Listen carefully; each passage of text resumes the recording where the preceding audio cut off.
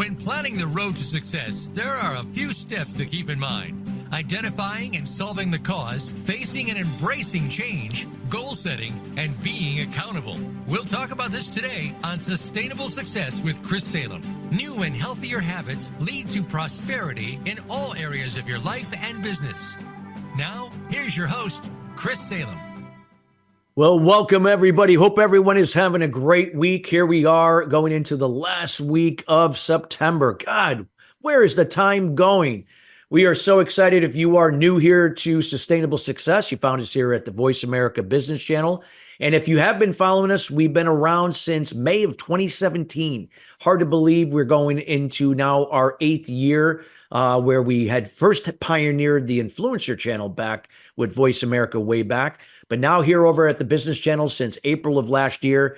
And again, we love our new home here and all the great new listeners that we are serving. And again, it's because of you, the listeners, that we are here committed to serve each and every week by bringing in subject matter experts to share their words of wisdom and insights to help elevate your level of influence and business to the next level.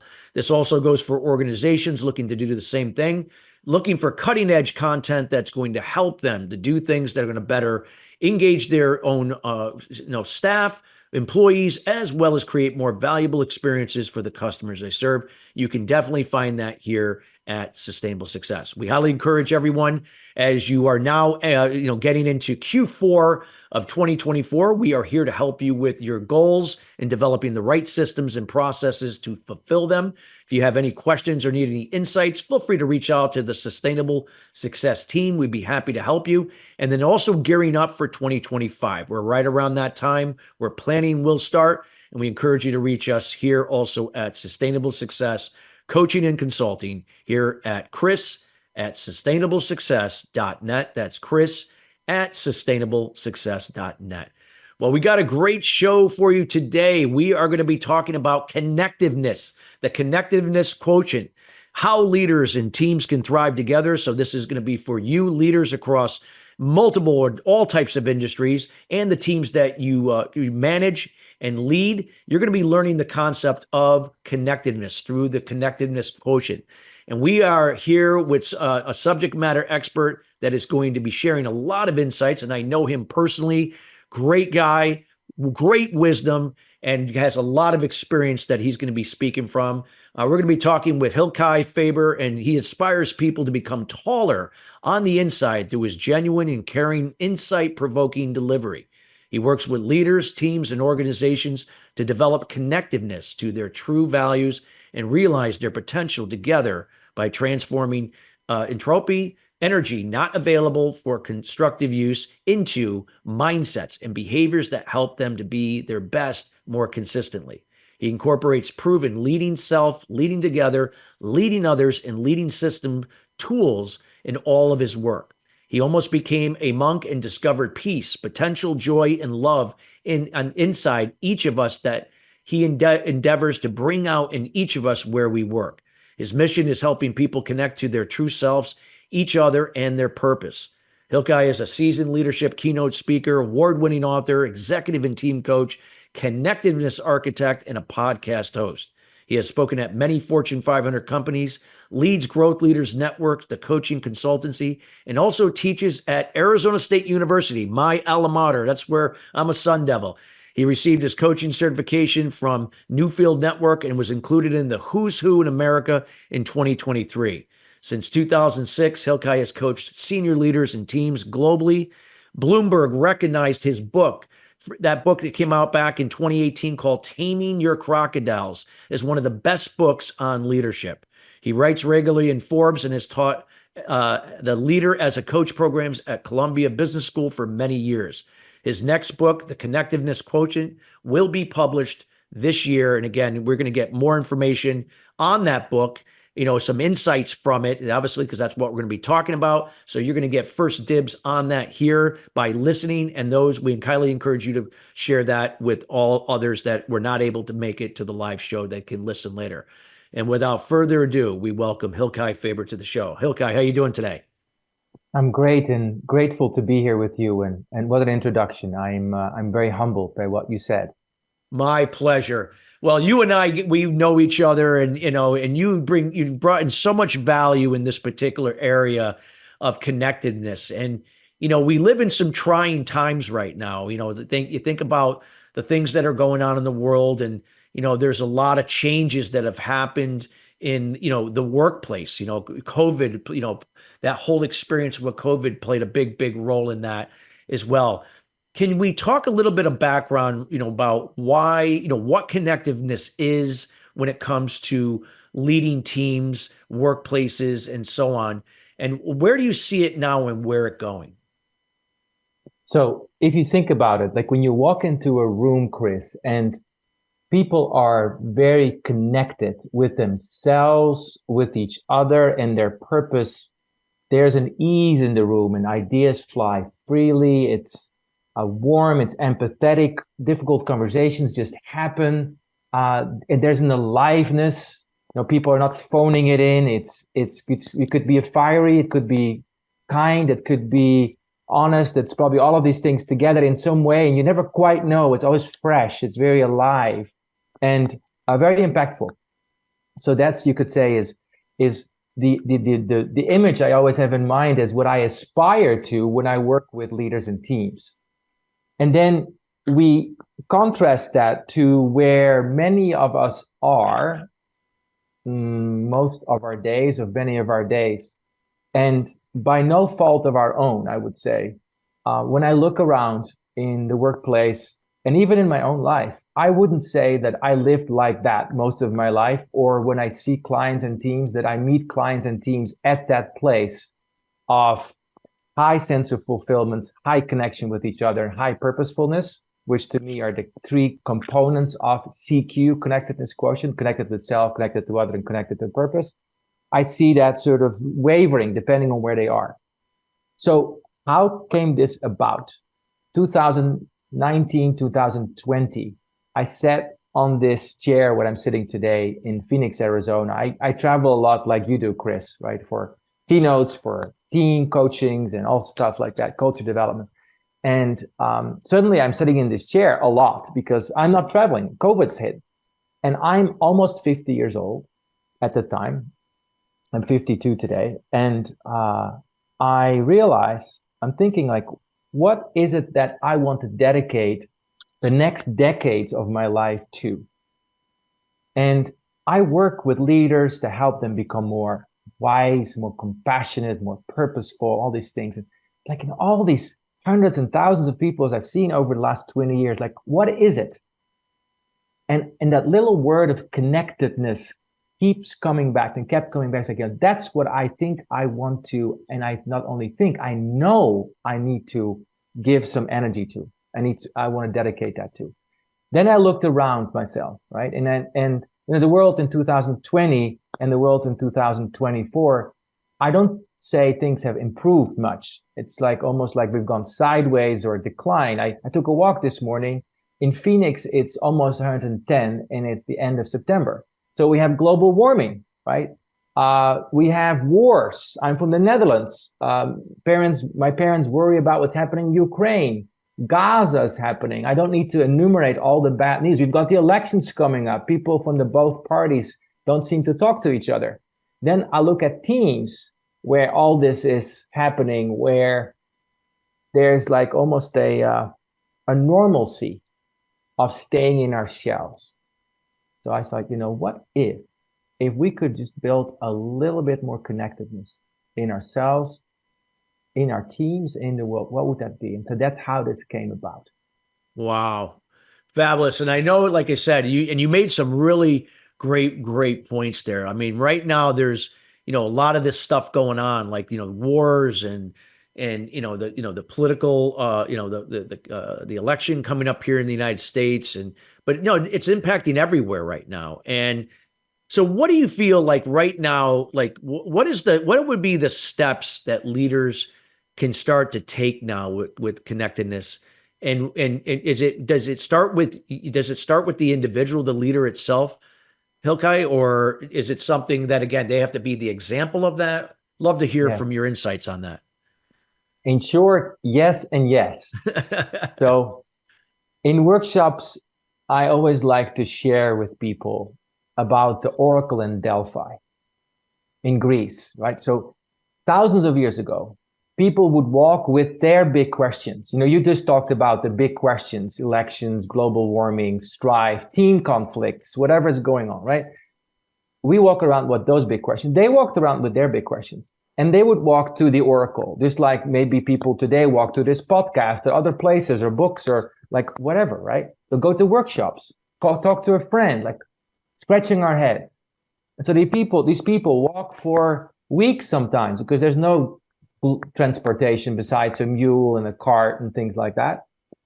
And they get to the Oracle in Delphi and people think, I'm going to get an answer from this Oracle, right?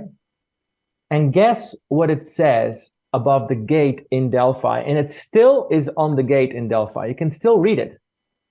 In Greek, and I'm a little bit of a language geek, it says gnotos autos, which is gnosis, which means know yourself. These people traveled all this time to get face to face with this very simple, but to me, most important question of leadership in life, which is, who are you? And what is most important to you? So when I work with a leader, or when you're a leader, which to me is everyone, because everybody is a leader of their own life and of their team, whether the team is at work or family or sports or church or spiritual community or whatever it is, our neighborhood, we're always a leader of ourselves first. And the question I always ask myself, and where connectedness starts, is with ourselves. Like, who are you? What values are you going to bring to this? Are you going to, and am I going to give into my superficial thinking, which you and I both know, Chris, that isn't so pretty, right? I had a conflict with a colleague yesterday, right? And the gobbledygook of my mind just goes into like the three disconnectors of like, I'm obsessing about the problem, I'm judging the heck out of this person, and I'm trying to control the outcome, which is what our superficial mind does. Is that who I am? Is that who I aspire to be? Probably not. So for me to build connectedness, I have to make a choice to connect with myself and say, okay, what is truthful? What is loving, compassionate, empathetic? And what's of service here? And that slows down the thinking and I start to see much more clearly. So it starts with me. So the first step for me of a leader, when I feel disconnected, or when a leader feels disconnected, is asking myself, what can I do to get back into connection with myself? What is most important to me? And that is big work, daily big work. Wow. That's so important. Like, and I love what you just said, because for me, you know, when I had to step up to a leader, I had to practice what I preach. I had to be that example. And I wasn't connected to myself at all. I mean, I was so connected. I was so unconnected, if I could really be frank and honest there. And, you know, it took some while, but what do you feel like from the organizations when you're now got this connectedness going on, like it starts at the leadership level, and what are some ways that like you've seen like that when you share with these leaders, how they can, you know, spread that to others, and how does the team now buy into it, and how does that elevate itself, you know, throughout the organization, and then perhaps how it spills out to the customers, clients they serve, and so on? Yeah. So the refrain is, it always starts with me. We call this also the 1% principle. 1% principle, which means 99% may be out of my control of any situation, right? Yeah. And I can obsess and judge and try to control that. I can always come back to my 1%. So as a leader, I always focus on how will I do the most with my 1%, my part, right? So there may be a team conflict. How am I showing up? Honest, empathetic, purposeful? Am I having the conversations? So that's where it starts. As a leader, we start with that 1% principle, and we start to then go from that leading self to leading together. And how do we make that step? Yeah. Right? One way I found is helpful is to use deliberate language markers, like lighthouses. Like I just said, 1% principle, right? 1% principle becomes a language marker, and everybody in the organization starts to become aware of like, oh, the 1% principle means I'm not going to be out there judging or blaming or complaining about things. I'm going to figure out what I can do about that. That basically calls people back to themselves, right? So that's a language marker. We use language marker. Another language marker might be then get to the same side of the table. Like our ego mind always wants to think there's Chris and there's me, right? Or whoever the other person is. We are like afraid of ourselves, and we're afraid of each other. Our ego brain is, right? Because we're like, we don't have a good history as humans taking care of each other. So we're like, I'm not quite sure. Think about when somebody comes to your door that you don't know. You're like, most people are like, oh, who's that? Right? Especially these days with the overload of spam and everybody tries to get each other in some way. Like, are you trying to get me? Get to the same side of the table. Like, jump over that false conclusion and see, what would it be like to be them? That's the second language marker. Lead together on the same side, get to the same side of the table. And then a third language marker, and there's many we could use, is to figure out how do you lead others. And that is very much about coaching. Not being a candy store as a leader, which disconnects people. Like, I'm going to give you all the solutions, but more be like a person that helps people to reconnect to their own power. So we work with leaders, I work with leaders to ask really good questions. Like, what is it that you aspire to? What would you like to see happen? What is your part in this? What have you not done yet? What are you afraid to say? Like all of those things. So in a nutshell, that's the journey we do. We start with ourselves, then we work on how do we lead together. We learn some tools about that, language markers, and then we go to leading others and leading systems. Wow, that's awesome. I love that. I know we got about a minute, to the break, but you just really, hit on so many key areas, and I know where we can go from here. We're going to look forward to everything you've shared so far and where we're going to take it. So everybody, if you're just joining us, there's some great information here. We're talking about the Connectedness Quotient, how leaders and teams thrive together with Hylke Faber. Again, highly encourage you to listen to the show in its entirety. We got more to come here, but we got to go to break, but we'll be right back in less than 2 minutes. We'll see you right back. Well, welcome anybody that's just joining us. We've been talking here about the Connectedness Quotient, how leaders and teams thrive together. This is some really great information. Again, we highly encourage you to listen to the show in its entirety here later today here at the Voice America Business Channel. This is how you can learn how to lead yourself first, and then how to then lead others, and then expanding outward. And we just touched the surface in segment 1, but now we're going to go a step deeper and really show, where Hylke is going to share with you how we can go a little bit deeper, what you can be doing right now in your control to really start now become this, that now that you can introduce this, to take your team to a whole new level. So Hylke, if you could talk a little bit about, how leaders, first, and then how they can now bring this to their workplace environments, industries they serve at a deeper level. Yeah. So if you're listening, when you're listening, because everyone here is a leader, I ask you this question, which I always ask any leader that I work with. Tell me about a challenge you're facing right now, right? So it is not esoteric, it's not theoretical, it's not another management theory. Like, life is a perfect teacher in a way. It always showers us with fierce grace. Like, I'm walking this morning in 110 degrees Fahrenheit and it's fall, right? I have a conflict with my colleague. Those are my fierce grace challenges. So what are yours? Think about what those are. Think about what those are, and think about one, right?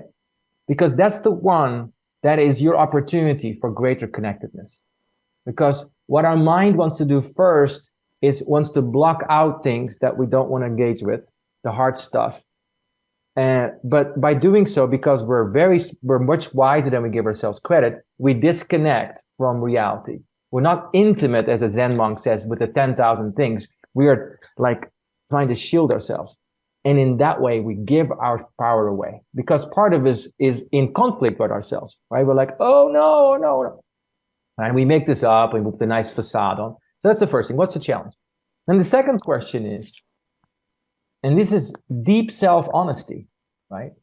This is not phoning it in, and you may not want to share this with your colleagues tomorrow, and maybe you do. It depends on how much safety you have and how much trust you have.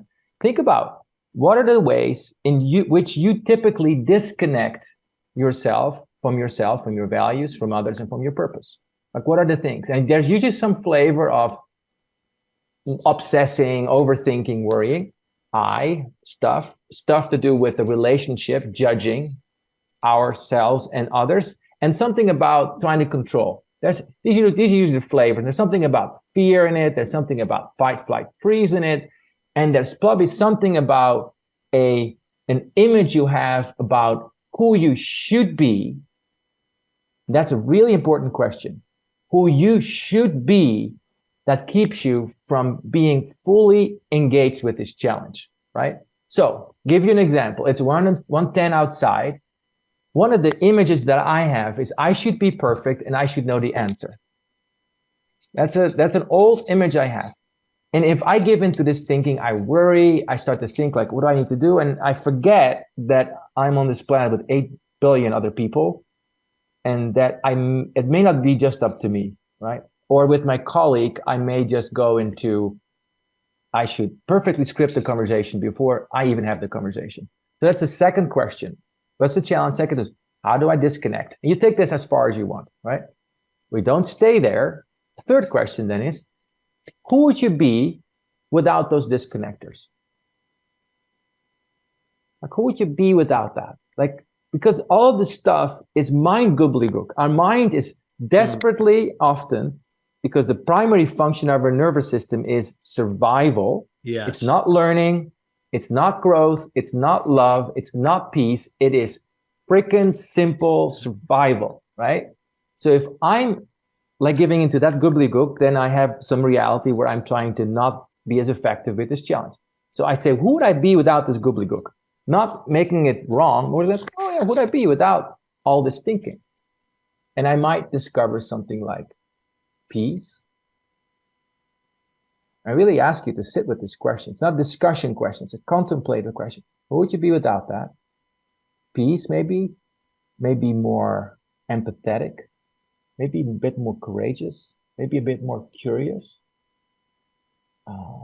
Maybe there's a sense of discovery about that. So when I walk in that weather, I'm like, what's there for me to do? Well, the first thing is to practice deep acceptance. Hylke is not going to change September 26, 2024. That's not my job. My job is somehow to see if I can make any contribution that September 26, 2034 might look a little different, without becoming grandiose or the world star. So it's like, now I'm like putting myself, like, notice there's energy coming, like, yeah, like that. So that's the next question. Like, who would I be without that? And then the question that comes after that is, what do I commit? How do I reconnect myself? What are my values? How will I practice that? What do I stand for? Like that. So that's you could say is the very simple frame in a nutshell. What's your challenge? Don't shy away from it. Be honest. How do you disconnect yourself? What would it be like if you let go of that thinking? And then what values do you choose? How do you choose to connect to this? I like the thing about, can you expand on the values? Because, you know, a lot of people sometimes are probably, you know, not even aware that they're even making decisions or doing these things from those values, or not even know what those values are. I know for me, like, I remember when I was trying to like please and enable people because I didn't get it from my father growing up. That was one of my limiting beliefs. I was operating from his values, not even realizing I was doing it, and not operating from my own values. When I got into my values, it was like, oh my God, it was so much different. Like I felt like a sense of peace that I've never had, like I'd never experienced before. Yeah. So you touched on something, I think, very foundational, which is, what are my values? Yeah. And we are often conscious of them. And then if we're not conscious of them, we live on borrowed values. Yeah. That's we what live somebody else's story, like your dad's story, who probably lived on his dad's story, and so on. Every family, every generation, I'm from the Netherlands, right? Our country motto is Je m'entendrai, which means I will persist. Well, not that it was meant this way, but I interpreted that as I will control the heck out of things. Yeah. I grew up in a time where my dad took over his farm for all intents and purposes when he was 16 years old, right? And our dairy farm was not doing well. It was on the brink of bankruptcy. It was something that people were laughing at. And so one of the things that he did really well in his life, he made this a tremendously successful business, so much so that he could retire at my age, like early 50s, right? He did amazing. Unintended belief that I got from that is, I've got to be perfect, right? So I walk into a conflict today, like we spent most of my first 20 years together, so it's 30 years later. This little belief that is not even mine, that's not even my dad's, that's like situational learning that happened, is shaping my decisions, how I relate to 110 Fahrenheit in Phoenix at the end of September, and how I relate to a conflict. So then the question is, how do I want to relate to this? And that is where we press another language marker, the pause button. Like we drop in, it's like, take a breath. It's like, what if we go beyond the superficial thinking and go into, what do I really value? What I really value, and this is not something you get from a book or even your company's values, or, because that's even borrowed values, that like your values. What are your values? What do you really value? And you will know what you really value by what you spend your time and attention on. And ask yourself, is that what I really value? So for me, I value truth. I value love, and I value service. Those are my anchors at the moment. So I ask you, what are yours? Like that's the question. No, I love that. And I know when you say that, Hylke, I remember when I found mine, because I grew up where I learned that transparency and vulnerability were a weakness as a man. And when that was completely untrue, I had to learn that transparency and vulnerability, as long as you had boundaries, of course, were a strength. And so I operate from complete transparency. I'm an open book. Not that I air my dirty laundry like that, but I'm an open book, as a leader. And I operate from honesty and integrity. Those are the three things that I operate from, whether if I'm a radio show host like I am now, when I'm a coach, I'm a speaker, a friend, a father, husband, it doesn't matter. Those values stand true.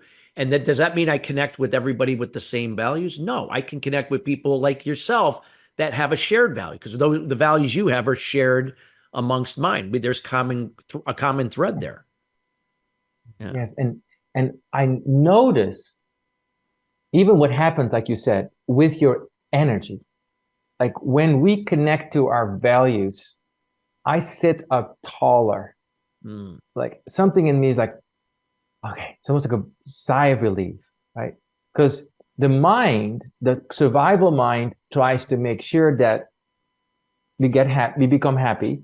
I never met a person who doesn't want to be happy. We want to try to be happy. So we try to figure out how this external environment is going to be so that I am happy, which is Don Quixote, like fighting windmills, never going to happen. Or maybe like at little moments, Disneyland, or like when you meet your perfect mate, or if they even not exist, or I still have that. I want to go to the top of a mountain, have a perfect sunset. Like that's what I want. But that's very dependent and disconnects me from the present moment. Values connect me because they're always. So connected quotient for me is connecting about what is always and already, whether it's on a mountaintop, on Disneyland, in a conference room, in a war zone, when it's 110 Fahrenheit, when somebody has disagreement with you, whatever. Those are the values because you can rely on those. All the other stuff is not reliable. That's true. Yeah. So true. And I guess when you talk about those values, like how important is it for your, obviously for yourself, but how does that relate to other people's values, the values of the organization, perhaps the values in your industry or people you serve? I guess, finding alignment in all those areas, I guess.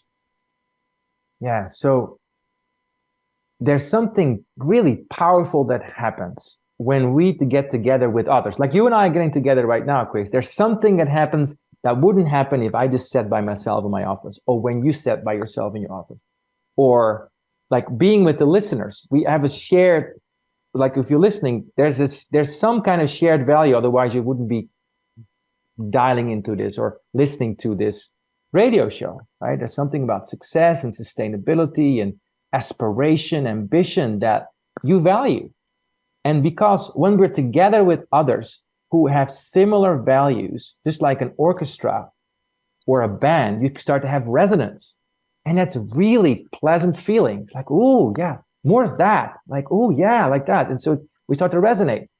The good news is that when we go very deep, we notice that human values, when you go deep beyond the disconnecting stuff, are very universal.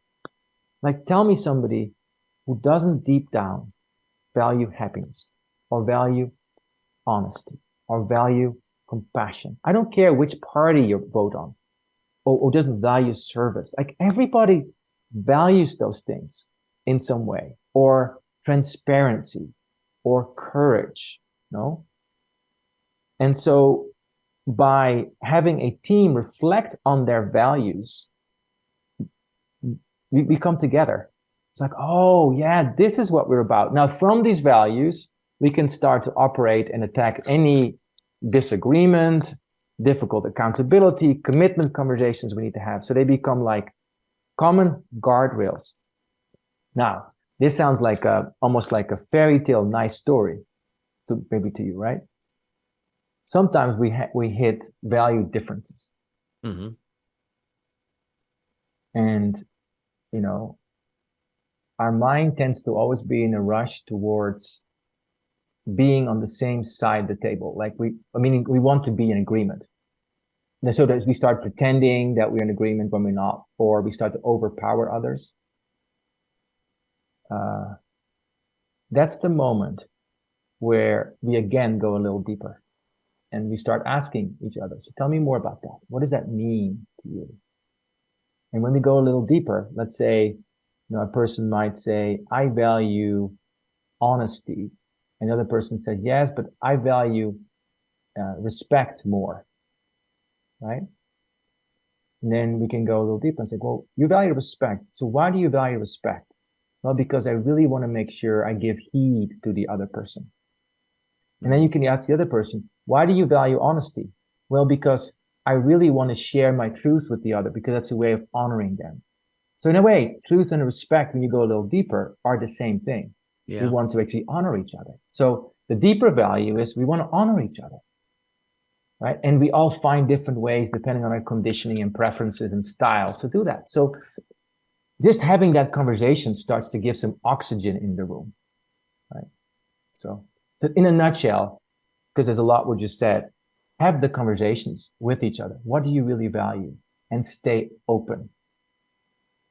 Agreement and harmony will happen when it's ready, but not before. Yeah, I like that, what you said, agreement and harmony. It's a byproduct. So, and like I said, you're going to agree, and knowing that harmony, it's never going to be perfect, right? It's not perfect 50-50. It could be, it teeters like a seesaw, Yeah. right? Yeah. Yeah. Yeah. I often find in these conversations that, and I have this a lot with my husband, that I'm invited into humility. Yeah. Like, maybe maybe what I thought just a minute ago wasn't what it is, Yeah. right? Yeah. So I was like, Absolutely. let me see what that is. Yeah. No, it's powerful stuff that you had shared. This is like, and I hope everybody listening can relate this back to you. Do you know your values? And I know Hylke is going to get into more of this when we get into the next segment, because we're going to have to go to break here shortly. But think about that. Think about that and get honest with yourself. And you're gonna learn how you can get in touch with Hylke here later here in the next segment. So that way you can, if you want to get to know him and really discuss your situation, this would be a great time. Great insights. Okay. I know we got to go to break, but when we come right back, we got more to come here with the Connectedness Quotient, how leaders and teams thrive together. And we'll be right back after the break.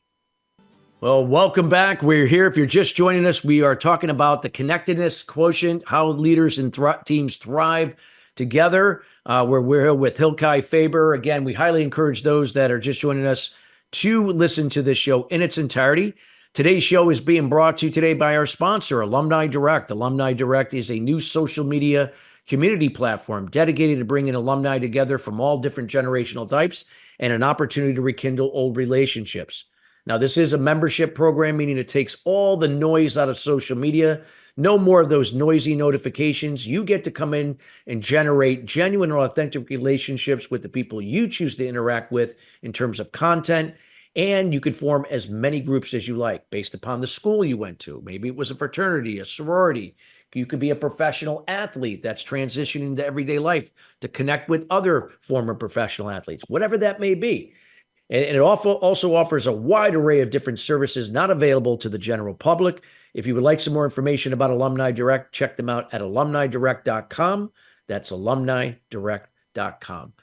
So, Hylke, you had shared some valuable information about this process of Connectedness Quotient and how we can step into that individually, as the leader, how we can now, lead others from it. How do we now implement that and really ingrain that at a team level? If you can kind of go into more into that realm at the team level. Yeah. You mentioned in the introduction that I almost was a monk, right? So my mind goes to this stuff automatically. Like I meditate and I do all these things that I love to do, and yet everybody has their own wiring, right? So to engage a team in this, and you may engage a team on this, and not everybody's waiting for, how I'm going to connect more with, like, well, why would I do this, right? So we always start with a team with what people care about. And if you're in a business setting or any organizational setting, the thing that the team tends to care about is their goal, right? And especially if it pertains to themselves, like Maslow's level 1 survival, right? There's like you got to start there, right? Survival mindset. how will we survive/thrive? Like, what are our objectives? Like, what are they? And which ones? Same with the coaching with the leader. Which ones are most challenging? That's why we always start with them. So tell me more about you as a team leader, a team member, can have conversations about, what are our objectives? We need to be more innovative. We need to work better with the engineers or with the marketers. We need to become more customer centric, or we have this sales goal that we need to hit, or we need to shave costs out of the thing, or we need to find a way to increase efficiency, whatever it is, right? These are our like scorecard. Everybody has these in some way. We start there and say, what is most challenging? Okay. And then once we establish that, then we say, okay, for us to be successful with that, what do we need to shift in terms of our mindsets and behaviors? And now we get to connectedness, what are mindsets and behaviors that disconnect us from success and from each other and from ourselves? We kind of throw that in. And what are mindsets and behaviors that help us thrive, that connect us more, put us on a path towards that? What are those? But focus on mindsets and behaviors, because that helps people to indirectly connect to a different way of thinking. Like Einstein says, problems cannot be resolved from the same level of consciousness that created the problem. Yeah, that's true. Right? So we got to figure out as a team, what is our thinking that keeps us from being as successful as we'd like to be? And specifically, what's the thinking that disconnects us from our success, from each other, and from ourselves, from our power, from our success, from our power in each other, and from our power in ourselves? And that may be something like, oh, we're in victim mindset. We are in silos. We are thinking too fast. We are just doing the motions. We are being arrogant. We are not innovative enough, etc. All of those things are disconnecting. They're usually some flavor of obsession, judgment, and control, usually. And then we go to, okay, what might be the twos? Well, from victim, we might say, well, maybe we take more ownership. That's called the 1% principle. From being arrogant, we say, well, maybe we want to become more, become more curious.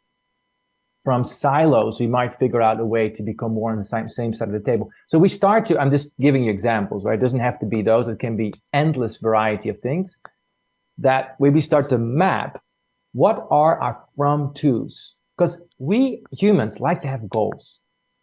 What we just did is we created a second order goal, a meta goal that gives us energy to start building this connectedness. And then throughout it, that after we've done that, after that question is done, we say, so lead self.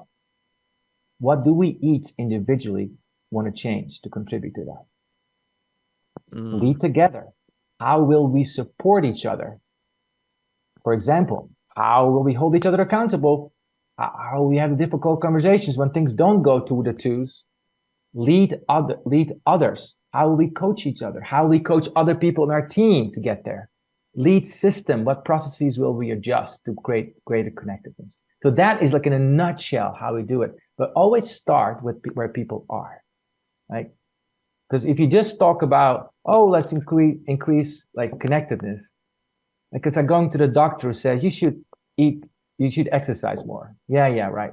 But if the doctor says, you have better thinking, or you have a greater lifespan, or then you might have more motivation to go there. It's first creating the motivation. This is powerful stuff what you shared. I love this stuff. And I know, you all of this stuff is going to be, you're writing this in this book. And I know I had alluded to, 2025, and I know it's coming out next year, but the book is pretty much almost wrapped up. I can't wait. What do you feel the mission of what you're doing with this next book, Hylke, with what you shared from all these key points? What are you aspiring that this book is going to do for business leaders overall? That CQ, Connectedness Quotient, becomes as common language and orientation as IQ and EQ. That in a leader's vernacular, language, orientation, there will be a logical question in people's minds, like 10 years from now, everywhere in the world. It's not just going to be, how do I make this happen? Or how do I keep my people happy? Or how do I create engagement? It's also going to be, how do I create connectedness with myself, with each other, and with our purpose? And I would hope that message expands not only to business leaders, but to our world. Because I see so much polarization. And it's almost like the polarization is like a Netflix series. It's addictive. You want to see more polarization. Yeah, you want to see more of it. Yeah, we just it's like putting them, it's like throwing them, it's like throwing, gas on the fire more. You know what I mean? Yes. Just to spread more of just stuff that's destroying things and wrecking things. Yeah, no, Yes. Exactly. So the mission of this book is to break the addiction to polarization and to instill a commitment, like a Mandela-like commitment, or whoever you admire, a commitment, maybe your grandmother, your grandfather, somebody, commitment to connect deeper and then lead and relate and serve from that place. That's the mission of the book. Wow. Wow. Well, we're looking forward to when we get the official, we will make sure once we know when it's officially going to be out on Amazon, Barnes and Noble, and any other places where you could get books, that we will make sure that we put that out there for you and make sure all you, the listeners, will get first, news and when that book will be released. Yeah. Will there also be an Audible version at some point, you feel? Absolutely. Or? Absolutely. Okay. Yes. Good. Yes. Awesome. So I know, there's some people here that they have like to listen more than read. So, and I know one of my books it's been out now for 8 years now. It's been a while. We still get a lot of people love to listen to it rather than, read. But yes, great stuff. Anything else that you would like to share about this quotient, about the connectedness quotient? Anything that you feel that could, just again help the listener on here, like now they've learned about how to do it for themselves, how to, share this with others, how to bring this to the team, and again, this is a process. It doesn't happen overnight. There's no flipping a switch, but any other kind of insights that will inspire people to kind of step away from this polarization and step into the connectedness, starting with themselves. Well, it's by listening to podcasts like these. And I would say, as a list to the listener and to myself, appreciate yourself and value yourself enough to take this step back at least 2 or 3 times a day. If you can, at least once an hour, take a step back. Like, what is really most important to me right now? Not from an ego narcissistic place, but what do I really value? That's the number one. And number 2 that I want to emphasize, to break the polarization and the dysfunction of disconnection, is simply the art of appreciation. When you feel irritated by somebody or you're in conflict, find at least 5 things about that other person that you appreciate about them. Maybe you do it with the other political candidate that you don't like. Find at least 5 things you appreciate about them. Because if you cannot see that, it is because your mind is caught up in some kind of survival game. Because every single human being is worthy of appreciation. I don't care who they are. It's ours to do that work, to bring that. Okay. Yeah. And then the last thing I want to say about that is, I've written some other books, Taming Your Crocodiles, right? Taming Your Crocodiles is full with suggestions like the ones we've talked about today. It's the precursor to this next book. It's about, basically it asks a simple question also to get people to a sense of like self-accountability. Who's talking right now? Who am I listening to? Is it my wise self, my owl, my connector? Or is it my reptilian brain disconnecting crocodile? And when I'm not quite sure, it's probably my crocodile. So check out that book as well. You might find that helpful in supporting you in your journey of connecting more deeply what's most important to you. Well, I encourage everybody listening and those listening, get your hand on that book. You can get that book now. It's been out, again, 2018. So you can definitely get that on Amazon, Barnes and Noble. Or again, you can reach out. We're going to get some information out from Hylke and how you can contact him directly. So maybe perhaps you can get it from his website. Well, before we do that, Hylke, I want to thank you personally for taking the time on this hot fall day in Arizona. I know how it is. I've lived there and went to school at ASU, so I remember those days. Share with the audience, how can they best get in contact with you? What are you up to? Other than with the new book coming out soon, and then anything you'd like to provide the listeners here. So find me on LinkedIn, Hylke Faber. There's 2, but you'll find me, Hylke Faber. Or look my website, hylkefaber.com, or my company website, growthleadersnetwork.com, or check Taming Your Crocodiles on Amazon and you'll find me as well. Those are great things. Or check my articles on Forbes on connectedness. You can find lots of them there. And then lastly, I also host 2 podcasts, Rooted and Unwavering, and the Connected Teamwork podcast. And those are also great resources I love giving keynotes. I love working with teams. I love executive coaching, or just having a chat with anybody to figure out how we connect more deeply. If that's of interest, let me know. Well, thank you so much. And we highly encourage anybody out there, corporations that are seeking a quality keynote speaker, also someone to lead workshops in this particular area to really build that connectedness with teams. Hylke is the man. And again, reach out to him. Again, LinkedIn, and then Taming Your Crocodiles. And then again, all the other areas that he presented. We'll make sure that is in the show notes as well. And again, Hylke, we want to thank you again, not only for myself, but also the rest of the team here at Sustainable Success. An honor to be with you. It's so much fun. Thank you. Thank you. And listeners, we want to thank you each and every week joining us here at Sustainable Success. We are committed each and every week in bringing subject matter experts like Hylke in to share their words of insight and, most important, personal experience in these topic areas that can help move you and your business to the next level. Again, if you'd like to hear new content for a future show, feel free to reach out to us again at chris@sustainablesuccess.net. Otherwise, we want to wish everyone a great rest of your day and week, and we'll see you next Thursday here at 3 p.m. East Coast time, 12 noon Pacific. Till then, everybody, have a great rest of your day and take care.